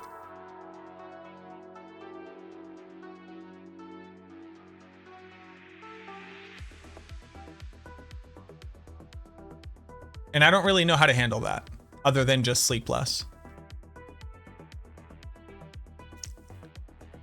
Oh shit, we upset him. Hold on. Hold on. This is how you know. This is how you know you upset somebody. We got there. First, it's nitpicking things like idiosyncrasies so that you think that the person will become self-conscious of those things. But boss, I already know I'm on the spectrum. I already know what I do. You actually can't point out anything to me that I don't know. I'm very comfortable. So I call you out on it. And then your response is, no, you're wasting the time of these respectable people. Listen to your insanity. Ah. So it's not just like pointing out like little weird ticks and stuff, you know, hoping that you'll get under their skin. Now it's you want to hurt me. And you want to devalue the things that you assume that I'm good at. Does it suck getting psychoanalyzed and how accurate it is? That's rough, boss. I'm sorry that you live in the world that you live in. I hope that you get better. Ugly Butters, thank you so much for the Prime Gaming. I appreciate that, man. Thank you. Monoxide, thank you very much for the follow. Also, sick name. I was called respectable. It would be nice if the explosion from Decompose scaled off of attack speed. It would be interesting, yeah. And Ugly Butters, thank you very much for the gift sub out to Sklopa. Thank you, man. Thank you. Appreciate that. Yo, what it do, Crit? Was good, boy. Go on with your insanity, deeply entertained. I think that's why people watch, honestly. Thank you very much, Butters. I appreciate you.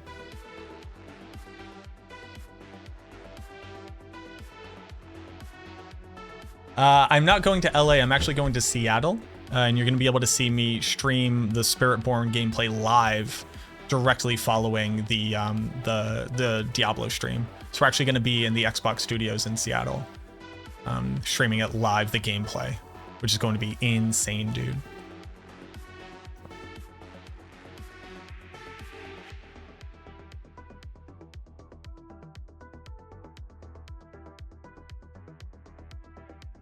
I wish Blood Surge interacted with Blood Orbs. I think you could cut off better, and I just think what if it did?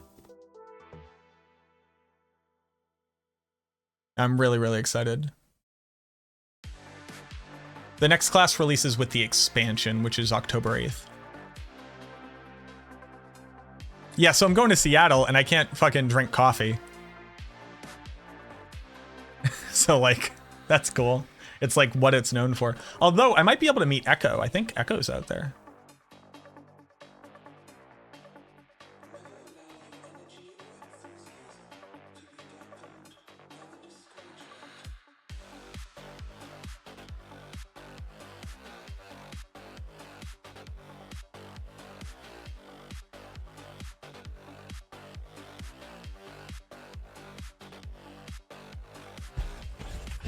I got to meet Echo at BlizzCon.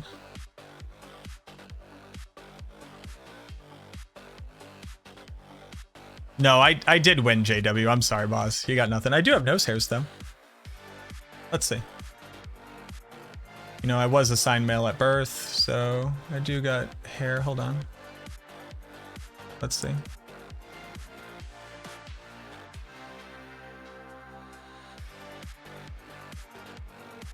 So there's no hair coming out there.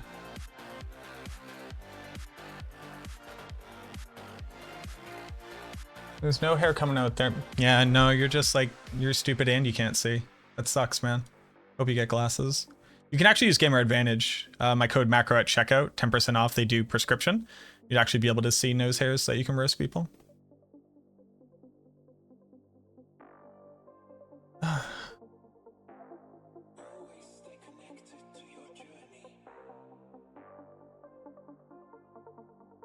I do get ear hairs that I do have to. I mean, I also have to like shave my nose hairs. Obviously, I'm fucking 33.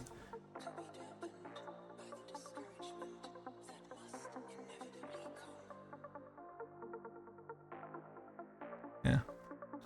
But mostly, I want to try out Bloodborne. I want to try out Bloodborne as well. I want to try out the Spiritborn. I'm also going to be playing the Necromancer because there's going to be so much to test. My major issue with the Spiritborn is like, I'm not just going to go, here's the build, it's super hype, here's what you fucking do with it. You know, like, here's what's going to happen. I'm going to, because hopefully in Seattle, I'll have played it a bit. So I'll have like a fairly decent idea of what's going on. But you know, like day one expansion drops, I'm going to put one skill point in here. Like, here's what's going to happen. Here's a real life enactment of what's going to happen. This will be my basic skill. I'll read it. I'll go, oh yeah, this one was good. Okay. And I'll read this and I'll go, okay, so yeah, so it has a chance to vulnerable, and I'll get to doing this before I'll go, well, wait a minute. Why is that worded weirdly? Hold on, let's go to Kyovashad. And we'll walk up to Kyovashad. And I'll be like,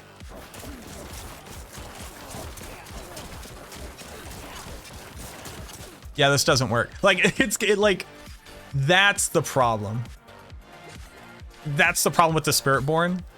I'm gonna make it this far into the class and go, well, I have to test that. That's as far as I'm gonna get into the class. Which is like my curse, right? It's my insanity. It's why people are here, but it's just true. So Woody's gonna be like level 100. He's gonna be like, I just made the power bomb Spiritborn. It's you actually, I found a way to take each key passive simultaneously. And then here, and then boom. I don't understand. I was asking for help, but I got criticized for my grammar. Boss Gamer, I have no idea what you said, boss. I've not been talking to you.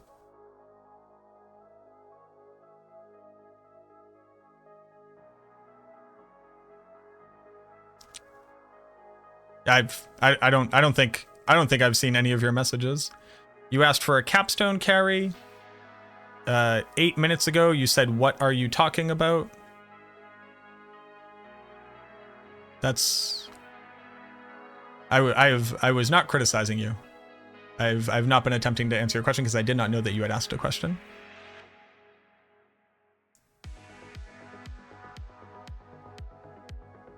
Oh, I do say boss, like as a moniker to refer to people. Maybe that's it?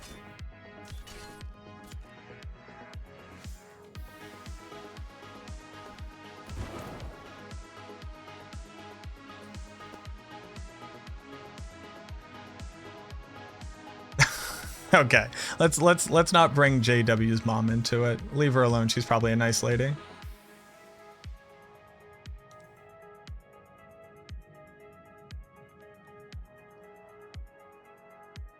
Take on skill systems in the game and the fact that you break things down with clearly defined examples. Well, I'm glad to hear that, Commander.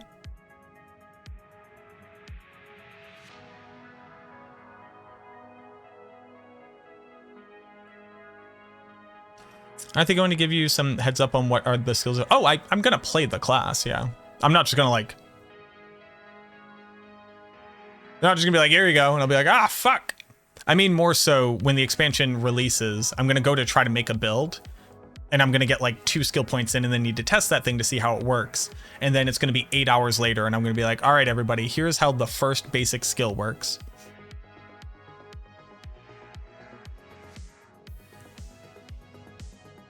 Yeah, no problem, man.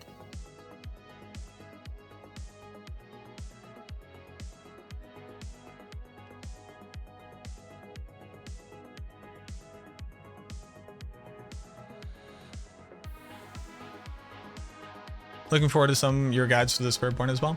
I'm excited to play it. But I think, what time is it? It's 9? The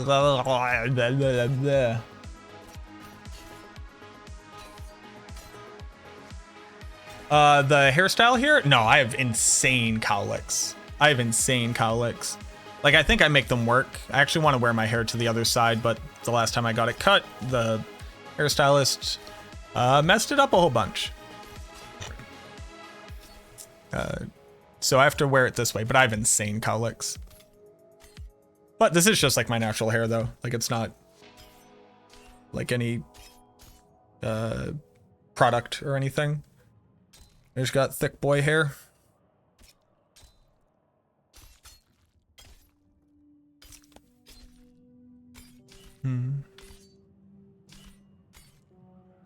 Ice cream tier list before you go. Top five ice creams. So coffee ice cream is number 1, pistachio ice cream is number 2, mint chocolate chip is number 3.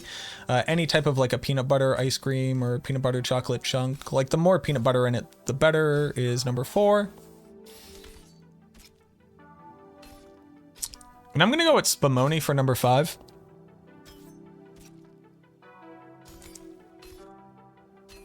Can we say the Spiritborn is a witch doctor type? I don't believe so, no. I don't think that people should conflate the fact that it's a class from a culture that's from a jungle scenario as interchangeable. Like I would not, because it's clearly based off of like Central and Mesoamerican, like culture, like South American culture as well. And I wouldn't really call that like witch doctor.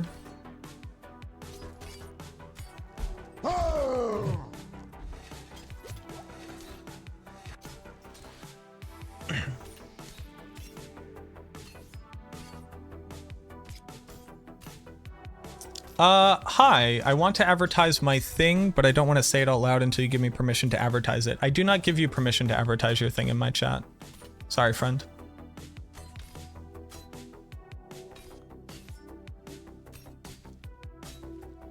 But I wish you good luck. It sounds cool. Did I read what it is? I did. Yeah, I'm literate.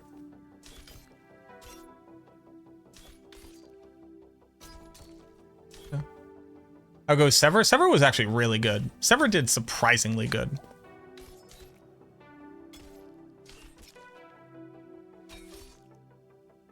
No problem.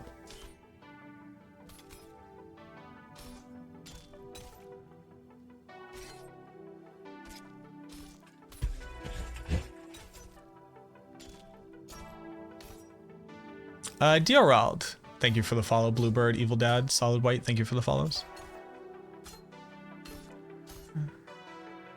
The moment aspect for it? The movement? No.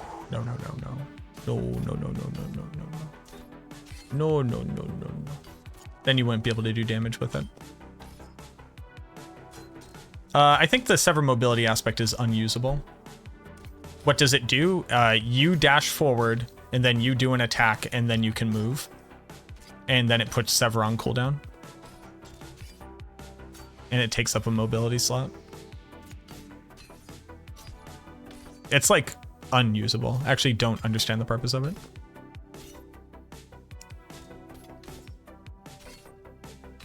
I'm just copying philosophy.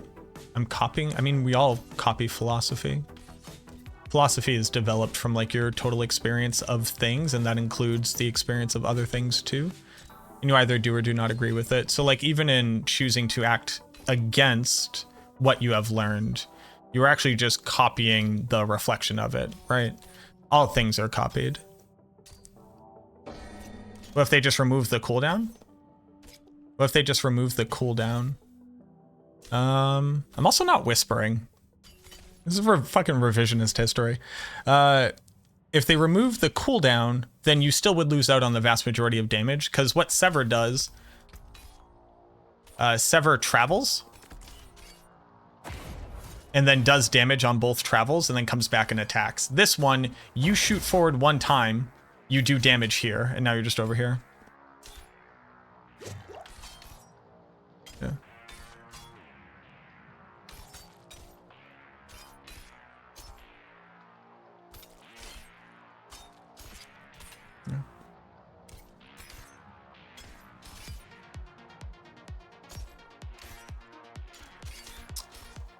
Get more Valkyrie. I don't really get any of that, honestly. It is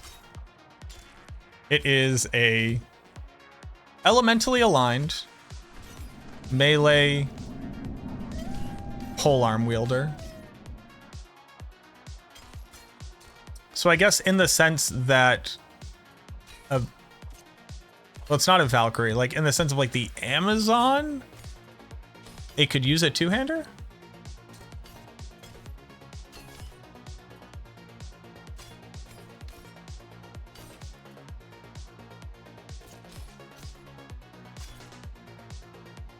Yeah, basically, so the interesting part is that like before we understood this game as well as we do now, you kind of like picked items based off the implicit stat, which is kind of a problem because it was like never optimal.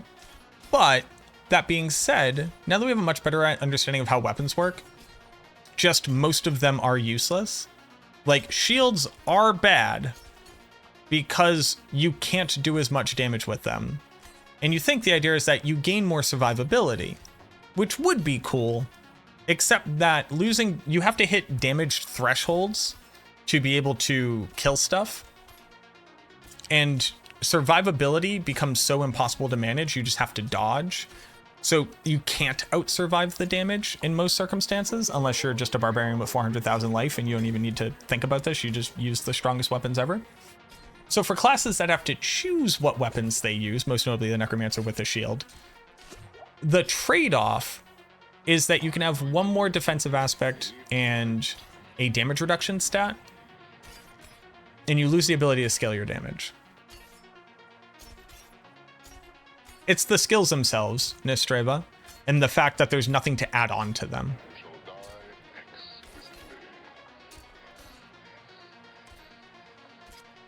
Why am I going to Seattle? I'm going to Seattle for the reveal of the Spiritborn class, and you'll be able to watch me play the class live on stream from the Xbox Studios in Washington, directly following the Diablo stream reveal.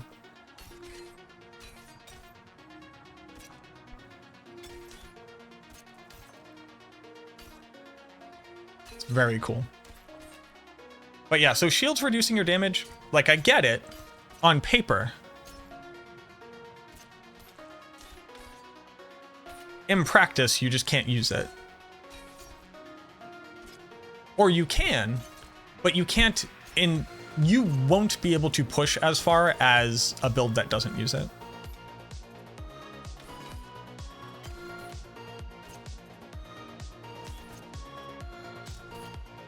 Fire removal is best removal. Yeah. JW, you stopped being fun, boss. I wish you were fun, but eat shit and die. Live a good life, get better, get help, get safe, drink some water. Touch grass.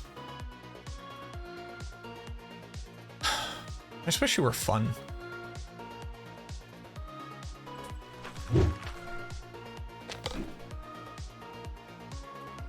What up, Paka? Paka, I am leaving. Jealous of my nose hair, honestly. Like, my nose hair on fleek the fuck. You for real? Bitch, I'd be styling it. Okay. Hit him with it. Hit him with it. Hit him with it. Somebody gonna match my freak? Is Blood Golem still the best Golem? Yes. Yeah.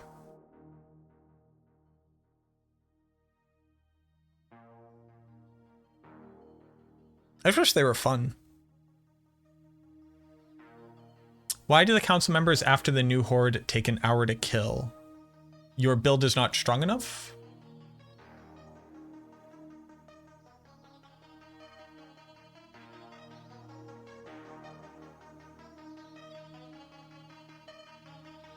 Kinda. It is kind of like the only answer.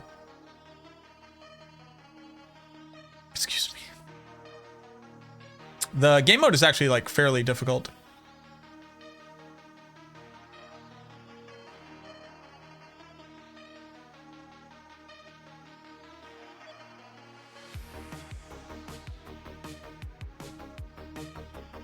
Boss life is scaling all the NPTR. It might be. Might be for sure. But all right, y'all. That was fun. We got a lot of good testing in. I have like 7 more videos I'm never going to release, but I did record them, so here we are. And we're going to end stream because it's 9:30 and I'm a tired little boy. Yo, shoutouts to whoever did that Gamer Advantage order. Appreciate you. Who is Strayman? Cuckoo Kachu, thank you so much for the prime. Don't go. I'm sorry, Taiko. I got to. I gotta do it. I'm outie 500. I'm out here. Lingo. Let's raid Hazard. Let's raid my boy Hazard. Watt Force. Have a Thank good you very much night, for 1100 brother. biddies. Thank you so much, man. Red Tegrity. Power Tool, thank you for the follows. Watt Force, thank you very much, man. I appreciate your support. Let's go raid my boy Hazard. Go give him some love. Playing 7 Days to Die. Actually, this is like, I really like 7 Days to Die. Let's go hang out with Hazard. I hope to see you all again tomorrow. As always, auf Wiedersehen, au revoir, arrivederci, sayonara, so long, ciao, kapkum krap, sawadi, guten Nacht, hasta mañana. Cheers. I'll see you all again. Bye-bye.